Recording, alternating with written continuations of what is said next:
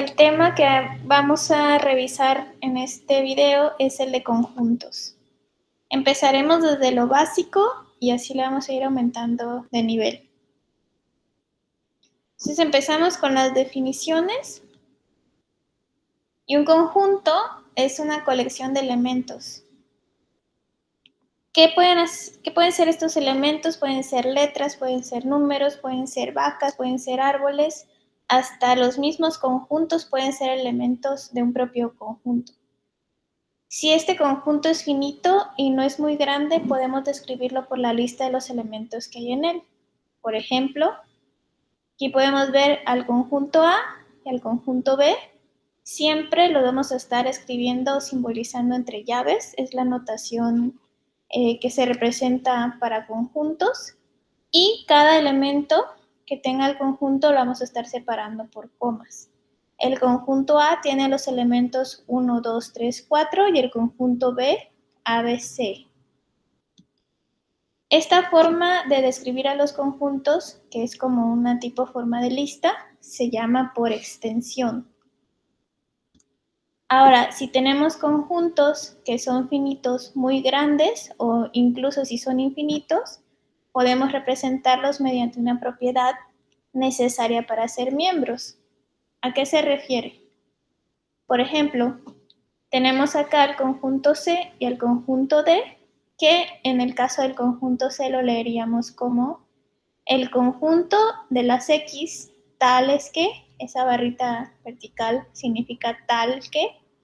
La barrita vertical siempre va a representar como un antes del elemento y después de la barrita nos va a decir la propiedad que está cumpliendo este elemento. Entonces, el conjunto C es el conjunto de las X tales que esa X cumple la propiedad de que es un entero par positivo. El conjunto D, entonces, es el conjunto de las X, o también podemos llamarlo el conjunto de los elementos, tales que esos elementos cumplen la condición que es un profesor del Q6. Esta forma se llama por comprensión. Entonces, podemos pensar cuántos números enteros pares positivos existen. Pues está el 2, 4, 6, 8, son infinitos. Entonces, para no representar pues, toda esta lista de elementos, podemos representarlas mediante esa propiedad. Igual, en el conjunto D, pues no podemos escribir todos los nombres de los profesores, o quizás sí, pero sería una forma muy larga. Entonces, es una forma muy simple y sencilla de representarlo mediante esta propiedad. Ahora, existe un conjunto que funciona, entre comillas, como el cero, pero de los conjuntos. Y este conjunto se llama el conjunto vacío. Este conjunto no tiene elementos, es el conjunto que se encuentra sin un elemento. O también le podemos llamar el conjunto nulo. Lo vamos a estar representando de forma simbólica como esta letra, o como si fuera un círculo con una tacha, pero en realidad es la letra phi. Otra definición importante de conjuntos es la cardinalidad. ¿Qué es la cardinalidad? Pues simplemente el número de elementos que tiene el conjunto. Si este conjunto es finito, podemos contar estos elementos y esa es la cardinalidad. Lo vamos a estar representando como el conjunto entre barras, es como la magnitud o la cantidad de elementos que hay en este conjunto, y pues vamos a estar escribiendo la cantidad de elementos. Por ejemplo, el conjunto A podemos ver que tiene 4 elementos, esa es su cardinalidad. El conjunto B, su cardinalidad es 3. El conjunto C, pues no tiene sentido de hablar de cardinalidad porque es un conjunto infinito. Y el conjunto D, pues, no sé, hay como 500 y tantos profesores en el Q6, no sé exactamente cuántos profesores hay. Vamos a pasar a unos ejemplos, que ya dijimos que la forma por comprensión es aquella que se puede representar mediante una propiedad. Y por ejemplo aquí el conjunto A es el conjunto de las X o de los elementos tales que este es una vocal del español. Entonces, ¿cuáles son los únicos elementos que cumplen que sean vocales del español? A, E, I o U. Su cardinalidad es 5. Otro ejemplo de otro conjunto puede ser, aquí está primero por forma de extensión, el conjunto B tiene los elementos 2, 4, 6, 8, 10, 12, 14, que también podemos representarlo por forma de comprensión como el conjunto de las X, tales que X pertenece, esa E curva significa pertenece, al conjunto de los números enteros positivos. El superíndice más indica enteros positivos. Y además, este número entero positivo es un par menor que 16. ¿Cuáles son los números pares enteros positivos menores que 16? Pues justamente los que acabamos de mencionar hace ratito. Y su cardinalidad es 7. Ok, vamos a ver un ejercicio. Pueden pausarle para pensar cuál es la respuesta de estos ejercicios, pero bueno, aquí los vamos a ver, los vamos a analizar. Entonces, ya que aprendimos a leer los conjuntos, vamos a ver cómo escribir, cómo pasar de la forma de comprensión a la forma de extensión. En este caso tenemos al conjunto A, que es el conjunto de los elementos tales que cumplen la propiedad, que es un número real y ese número real al cuadrado es igual a 0. Entonces piensen, ¿de cuántos números reales que le vemos al cuadrado nos dan 0? Pues únicamente el 0. Y ojo, siempre los elementos de un conjunto van entre llaves, ya dijimos. Entonces en este caso, este conjunto pues nada más tiene al 0, por lo tanto su cardinalidad es 1. Ahora, el conjunto B dice que es el conjunto de las X, tales que X es una letra de la palabra agricultor, entonces su forma de extensión va a ser esta. Entonces, vamos a enlistar a todas las letras de la palabra agricultor. Y ojo, no hemos dicho, pero si alguna letra de un conjunto se repite, ya no se vuelve a escribir, solamente se escribe una sola vez. Por eso, en este caso, aunque la palabra agricultor tenga 10 letras, la R se repite, ya no se vuelve a contar y su cardinalidad es 9. Ahora, el conjunto C dice que es el conjunto de los elementos tales que es un número natural, X pertenece a los naturales, y X pertenece al intervalo abierto 0,1. Entonces recuerden del cálculo o de precálculo, un intervalo abierto es aquel que no toma los extremos. Sí tiene a todos los elementos que hay entre ellos, entre el 0 y el 1, pero no toma el 0 ni el 1. Entonces, ¿cuántos naturales hay entre el 0 y el 1? Recuerden que los números naturales son el 1, 2, 3, 4, así hasta el infinito. Entonces, ¿cuántos números naturales hay entre el 0 y el 1? Ninguno. Entonces, este conjunto es un ejemplo del conjunto vacío. No significa que sea el único ejemplo del conjunto vacío. Hay 1000 formas de representar el conjunto vacío, pero esta es una en particular.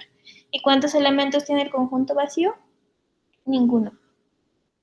Ahora, el conjunto D dice que es el conjunto de los elementos tales que son números enteros positivos y a su vez son números pares menores que 17.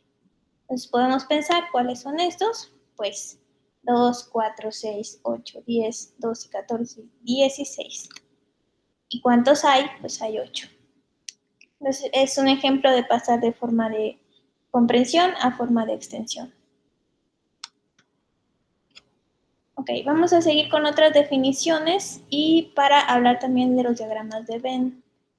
Entonces, para hablar de los diagramas de Venn tenemos que ver la definición de conjunto universal.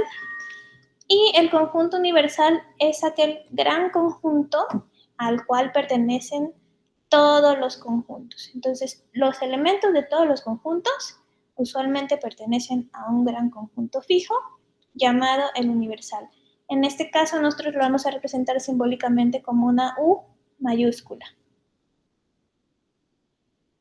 También para hablar de diagramas de Venn tenemos que ver que es un subconjunto Y la forma más formal de describir qué es un subconjunto dice que si cada elemento de un conjunto A, por ejemplo, es también un elemento del conjunto B, entonces se dice que A es un subconjunto de B. La forma de notar esta definición de subconjunto o esta representación de subconjunto va a ser con este símbolo que parece una C alargada y lo vamos a leer como A está contenida en B. ¿Cómo se representa simbólicamente? De esta manera. A es un conjunto más chiquito que está dentro totalmente del conjunto B. Entonces A está contenido en B y el conjunto universal contiene ambos. Vamos a ver otras operaciones con conjuntos. Estos se pueden hacer entre dos conjuntos, que son, la más sencilla es la unión, y la unión no solamente se puede hacer para dos conjuntos, se puede hacer para infinitos conjuntos, pero vamos a empezar desde lo básico. La unión la vamos a representar simbólicamente como si fuera una U, y simbólicamente la unión de A con B es como resultado nos da otro conjunto y este conjunto es el que contiene a los elementos que están tanto en A como en B o en ambos. Es como si tomáramos los elementos de A y de B y los vaciáramos en un conjunto nuevo y este conjunto nuevo es la unión. Por ejemplo, aquí tenemos dos conjuntos que tienen letras griegas y la unión de estos dos conjuntos sería tomar tanto los elementos de A y de B y colocarlos en este nuevo conjunto. Representado en diagrama de Venn lo podemos ver como el color azul de este diagrama. Entonces, la unión de este ejemplo que tenemos acá serían los elementos alfa, beta, gamma, delta, epsilon, teta y rho. Entonces, chequen que delta y epsilon se están repitiendo en ambos conjuntos. Entonces, como dijimos en una diapositiva anterior, si se repiten, ya solamente se escriben una vez. Seguimos con otra operación básica de conjuntos y es la intersección. Lo vamos a estar representando como si fuera una U volteada, digamos, viendo hacia abajo, y lo que representa la intersección de dos conjuntos es otro conjunto que vamos a decir que es el conjunto de todos los elementos tales que pertenecen a A y a B al mismo tiempo. O sea, tomamos los elementos que se están repitiendo tanto en A como en B y los colocamos en un solo conjunto. Ejemplo, aquí tenemos al conjunto A, B y C y simbólicamente en una intersección lo que está representado es lo que está coloreado en azul. Entonces, chequemos a estos conjuntos, al conjunto A y al conjunto B, su intersección pues serían los elementos que tienen en común. Entonces podemos ver que los elementos en común que tiene A y B son 1, 3 y 5. Ahora, si queremos hacer la intersección de A con C, podemos ver que los elementos que tienen en común son 2 y 4. Y B con C no hay de elementos en común. Ahora piénsenle, ¿cuál sería la intersección de los tres conjuntos, A, B y C? Pues fácil. Si B y C no tienen elementos en común, entonces si intersectamos con A, tampoco van a tener elementos en común. Entonces la intersección de A, B y C también es vacía porque los tres no tienen algún mínimo, alguno en común.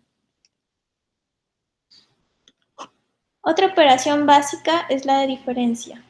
Entonces, hasta ahorita hemos visto unión e intersección. Estas dos operaciones no hay problema, son conmutativas. Es decir, A unión B es lo mismo que B unión A. A intersección C es lo mismo que B intersección A. Pero entramos a una operación que no va a ser conmutativa. O sea, A menos B no es lo mismo que B menos A. Piénsenle en los números también. 1 menos 2 no es lo mismo que 2 menos 1.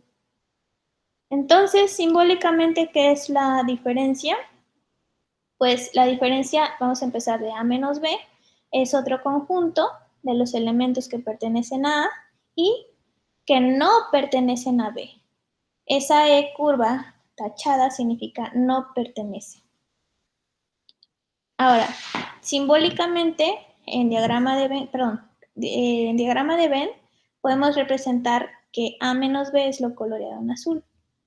Ahora piensen, ¿cómo podría representar B menos A? B menos A sería pues la otra parte que no está coloreada sin tomar en cuenta la intersección ni A. Vamos a ver de una vez otra operación básica de conjuntos, que es la diferencia simétrica. La vamos a estar representando con este símbolo, que es una ruedita con una cruz. Eso significa diferencia simétrica. Ahora, la diferencia simétrica de A con B simplemente es la unión de estos dos conjuntos menos su intersección.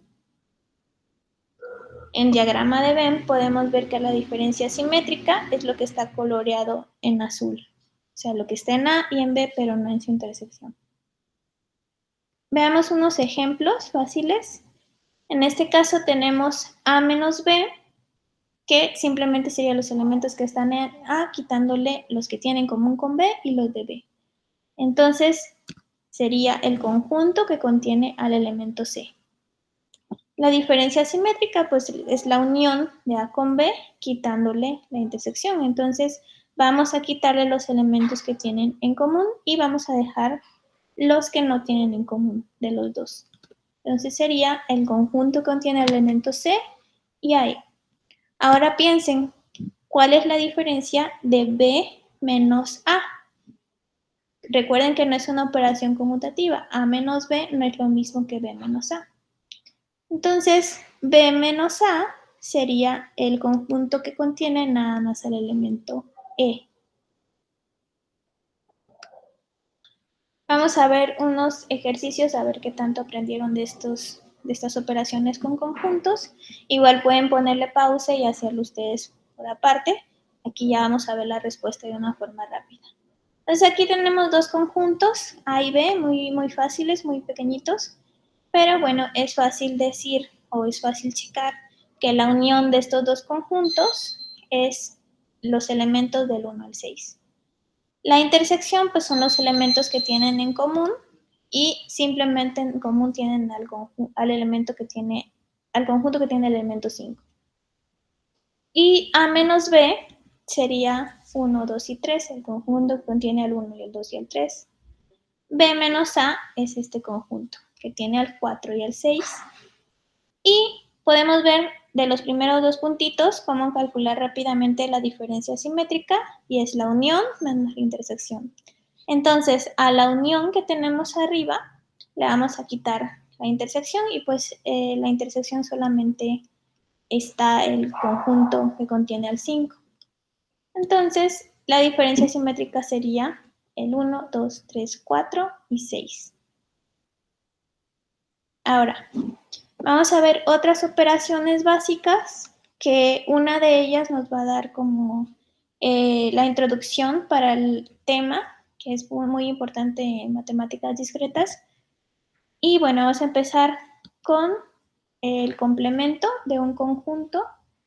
Simplemente es tomar al conjunto universal, que recordemos que dijimos que el conjunto universal es aquel conjunto que contiene a todos los elementos de los conjuntos, y le vamos a restar el conjunto en cuestión. Por ejemplo, si yo quiero calcular el complemento de A, tomo como referencia el conjunto universal y le resto A. Es simplemente una resta. Simbólicamente, como vamos a representar al complemento, es de esta manera, A con un superíndice complemento, A con una barra arriba o A con una comilla. Entonces, bueno, aquí podemos ver simbólicamente, es el conjunto de todos los elementos que pertenecen al universal, tales que no pertenecen a A. Ejemplo, para que quede más claro. Aquí tenemos al conjunto universal. Ojo, siempre que estemos trabajando con el conjunto universal, vamos a estar viendo cuáles son esos elementos, porque si no, pues tendríamos que pensar todos los elementos de todos los conjuntos y pues son muchísimos. Entonces, siempre que estemos trabajando con el conjunto universal, nos van a dar los elementos de él. Y es una resta. Entonces, si quiero calcular el complemento de A, simplemente nos vamos a fijar como base en el conjunto universal y le vamos a restar los elementos de A. Entonces, nos queda el conjunto que contiene al 2, 4, 6 y 8. Simbólicamente, en un diagrama podemos ver que el conjunto universal está todo subrayado de azul, pero estamos quitándole a A. Entonces, ¿cuál es el complemento de A? Todo lo coloreado en azul, todo lo que no sea A. Ahora sí, vamos a ver esta operación, que como les digo que es base para ver relaciones, que es el primer tema que vamos a ver en matemática discreta, y es el producto cartesiano. Al igual que la resta, el producto cartesiano no es una operación conmutativa, es decir, A cruz B no es lo mismo que B cruz A. Entonces, el producto cartesiano lo vamos a tomar como que tenemos a dos conjuntos que no son el vacío. O sea, al menos un elemento tienen que tener. Entonces, A y B van a ser dos conjuntos que tienen al menos un elemento. Por lo tanto, su producto cartesiano ahora ya no van a ser elementos puntuales como números, letras, como lo hemos visto hasta ahorita. Los elementos del producto cartesiano van a ser pares ordenados de la forma A, B. Cada par ordenado es un elemento del conjunto producto cartesiano. Entonces, van a ser todas aquellas combinaciones de pares ordenados, tales que la primera coordenada solamente puede pertenecer al conjunto A y la segunda solamente al conjunto B. Todas estas combinaciones que pueden hacer van a estar en este conjunto A cruz B. Entonces, por ejemplo, aquí tenemos al conjunto A que contiene al 1, 2 y 3 y al conjunto B que contiene a R y a S. Entonces, seguimos esta indicación de la definición.